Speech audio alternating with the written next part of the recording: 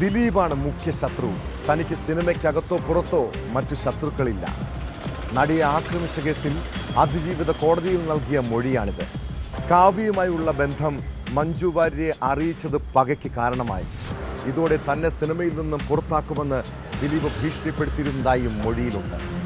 അതിനിടെ സമൂഹ മാധ്യമങ്ങളിലെ സൈബർ ആക്രമണത്തിനെതിരെ അതിജീവിത നൽകിയ പരാതിയിൽ കേസെടുക്കാൻ ഒരുങ്ങുകയാണ് പോലീസ്. അതിജീവിതയെ അപമാനിക്കും വിധം രണ്ടാം പ്രതി മാർട്ടിൻ പുറത്തുവിട്ട ശബ്ദ സന്ദേശത്തിൽ നൽകിയ പരാതിയിലാണ് നടപടി.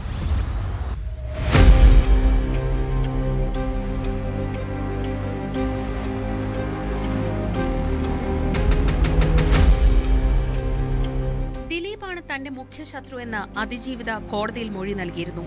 സിനിമയ്ക്കകത്തോ പുറത്തോ മറ്റു ശത്രുക്കളില്ല. കാവ്യയുമായുള്ള ബന്ധം മഞ്ജു വാര്യരെ അറിയിച്ചത് താനാണെന്ന് ദിലീപ് സംശയിച്ചു. മഞ്ജുവിനോട് ഇത് മാറ്റി പറഞ്ഞില്ലെങ്കിൽ സിനിമയിൽ നിന്ന് പുറത്താക്കുമെന്ന് ദിലീപ് ഭീഷണിപ്പെടുത്തിയിരുന്നതായും മൊഴിയിലുണ്ട്.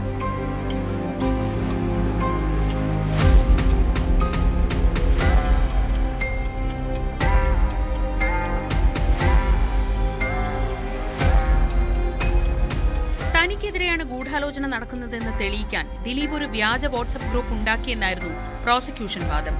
ദിലീപിനെ പൂട്ടണം എന്ന പേരിൽ ഗ്രൂപ്പ് ഉണ്ടാക്കിയത് ദിലീപ് തന്നെയാണെന്ന് തെളിയിക്കാൻ പ്രോസിക്യൂഷൻ ആയില്ലെന്ന് കോടതി വ്യക്തമാക്കി. ഗ്രൂപ്പിന്റെ വിശദാംശങ്ങൾ അന്വേഷണ സംഘത്തിന് പങ്കുവച്ച ഷോൺ ജോർജ് ഉൾപ്പെടെയുള്ളവരെ വിസ്തരിച്ചില്ലെന്നും കോടതി വിധിന്യായത്തിൽ പറയുന്നു. അതേസമയം സമൂഹമാധ്യമങ്ങളിലെ അധിക്ഷേപത്തിൽ നടി പോലീസിൽ പരാതി നൽകി. കേസിലെ പ്രതിയായ മാർട്ടിനാണ് അതിജീവിതയുടെ പേര് വെളിപ്പെടുത്തി വീഡിയോ പോസ്റ്റ് ചെയ്തത്. ഇതിൽ നടപടി ആവശ്യപ്പെട്ടാണ് പരാതി. കേസിൽ ദിലീപിന് പങ്കില്ലെന്ന് വീഡിയോയിൽ മാർട്ടിൻ പറയുന്നുണ്ട്. അതിജീവിതയുടെ പരാതിയിൽ പോലീസ് ഉടൻ കേസെടുക്കും. നടിയെ ആക്രമിച്ച കേസിൽ ദിലീപിന്റെ അറസ്റ്റ് സർക്കാരിന് വലിയ രാഷ്ട്രീയ നേട്ടമായിരുന്നു.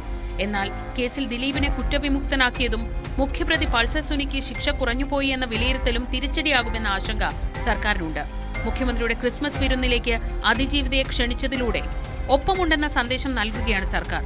വിധിക്കെതിരെ വൈകാതെ അപ്പീൽ ഫയൽ ചെയ്യാനാണ് സർക്കാർ തീരുമാനം.